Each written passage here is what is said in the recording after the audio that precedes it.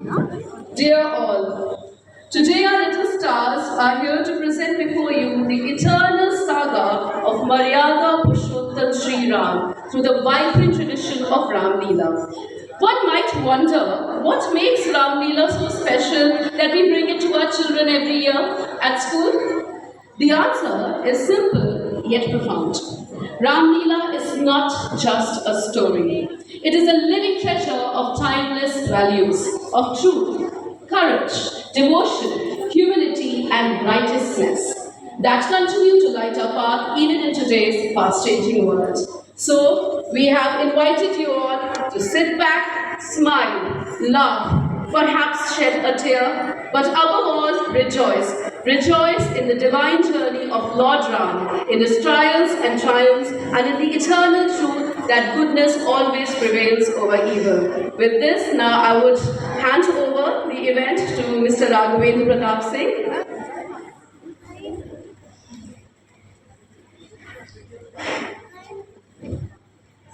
धन्यवाद मैम। मंगल भवन अमंगल हारी, प्रभु दशरथ अजर बिहारी। आप सभी को एमिटी इंटरनेशनल स्कूल वृंदावन योजना की तरफ से मैं राघवेंद्र स्वागत करता हूं, वंदन करता हूं, अभिनंदन करता हूं और प्रस्तुत रामलीला के मंचन के लिए बाल कलाकारों को एवं दर्शकों को हार्दिक शुभकामनाएं, अग्रिम बधाई प्रेषित करता हूं।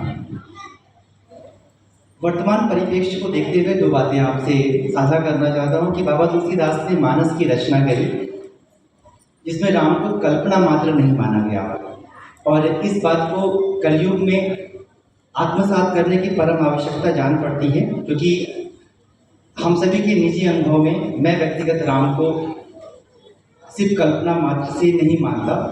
उनको होने के लिए किसी साक्ष्य या प्रमाण की आवश्यकता नहीं है। राम एक ऐसा उदाहरण जो त्रेता से चल करके कलयुग तक अपने आप को व्यवस्थित और स्थापित करता है और मुझे लगता है कि आने वाले युगों के युगांतर में भी राम के होने के प्रमाण की आवश्यकता नहीं है। बाबा तुलसीदास ने जब मानस की कल्पना करी और मानस की रचना करी तो मुझे लगता है कि सकारात्मक और नकारात्मक किरदारों का चयन करते हुए उन्होंने सिर्फ और सिर्फ इस वजह से इसको काल्पनिकता के माध्यम से नहीं कल्पित किया, अपितु राम को मर्यादा पुरुषोत्तम बनाने के लिए उन्होंने सारे किरदारों का गठन किया होगा। एक बार यह चिंतन का विषय बनता है दर्शकों कि सोच के देखिए कि यदि मानस में नकारात्मक किरदार नहीं होता तो क्या राम मर्यादा पुरुषोत्तम बनते, या राम के जीवन का जो चरित्र है वो सार्थक होता। माता शारदा अगर मंथरा और कैकेयी की बुद्धि को भ्रष्ट नहीं करती तो क्या राम वनवास जाते। विश्वामित्र खरदूषण और ताड़का के वध के लिए यदि राम लक्ष्मण को वनवास न लेके जाते तो राम का विवाह कैसे होता और अवध और मिथिला के संबंध कैसे स्थापित होते। पंचवटी में स्वर्ण मृग को देख करके माता सीता ललायित न होती तो रावण सीता का हरण न कर पाता, हनुमान लंका न जाते और सेतु समुद्रम न बनता तो लंका में विजय असंभव हो जाती।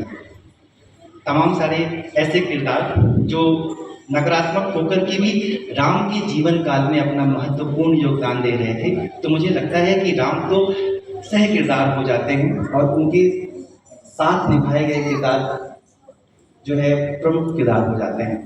अंत में अपनी बातें रखता हूँ कि फिर से कहूँगा कि राम और राम के उद्देश्य और राम के चरित्र, इन तीनों बातों को वर्तमान में आत्मसात तभी किया जा सकता है जब आप उनके चरित्रों का अनुसरण करेंगे किसी भी माध्यम से।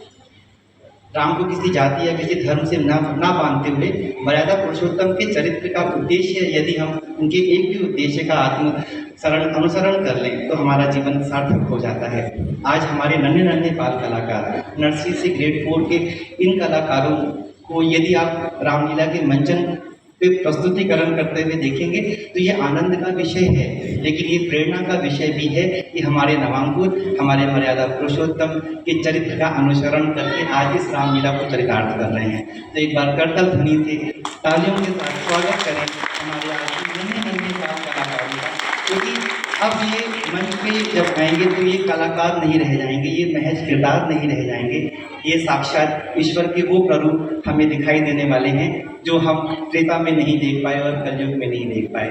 तो आनंद लीजिए प्रस्तुत रामलीला का, बहुत सुंदर ढंग से आयोजित की गई है और इसका पूरा का पूरा श्रेय हमारे परम आदरणीय प्रधानाचार्य महोदय को जाता है। इनका उनके मार्गदर्शन में यह रामलीला आज परिकल्पित हो रही है और बच्चों की लगन, बच्चों का उत्साह वो आप तय करेंगे। तालियों का आशीर्वाद देते रहिएगा। धन्यवाद। जय श्री राम।